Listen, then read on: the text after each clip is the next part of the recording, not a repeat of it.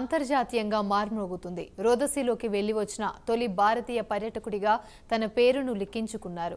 Amazon వ్యవస్థాపకుడు Jeff Bezos స్థాపించిన blue origin సంస్థ న్యూ షెపర్డ్ 25 పేరుతో నిర్వహించిన అంతరిక్ష యాత్రలో గోపీచంద్ పాల్పంచుకున్నాడు.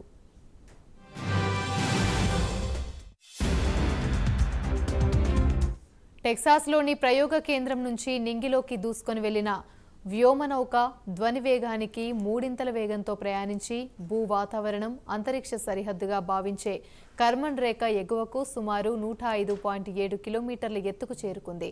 ఆ వెంటనే పర్యాటకులు కాసేపు భారరహిత స్థితిని అనుభవించారు.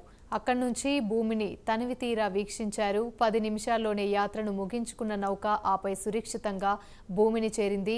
బ్లూ ఆరిజిన్ నిర్వహించిన 7వ మానవ సహిత యాత్ర కాగా తాము నివసించే భూమిని అంతరిక్షం నుంచి తనివితీరా వీక్షించారు.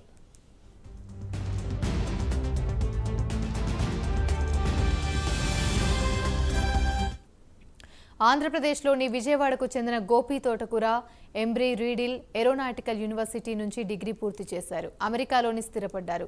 పైలట్గా ఏవియేటర్గా పనిచేస్తున్నారు ఆయన. విమానాలతో పాటు సీప్లేన్లు, గ్లైడర్లు, హాట్ ఎయిర్ బెలూన్లను కూడా ఆయన నడిపిస్తారు. అట్లాంటాలోని ప్రిజర్వ్ లైఫ్ కార్ప్ అనే వెల్నెస్ సంస్థను స్థాపించారు. 1984లో భారత సైన్యానికి చెందిన వింగ్ కమాండర్ రాకేష్ శర్మ రోదసీలోకి వెళ్లారు.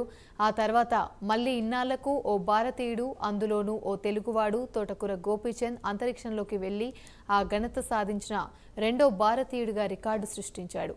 ఈ యాత్రలో మొత్తం 6 పాల్గొనగా వారిలో 90 ఏళ్ల వయసున్న నల్లజాతి వ్యోమగామి ఎడ్వర్డ్ వైట్ కూడా ఉండడం విశేషం.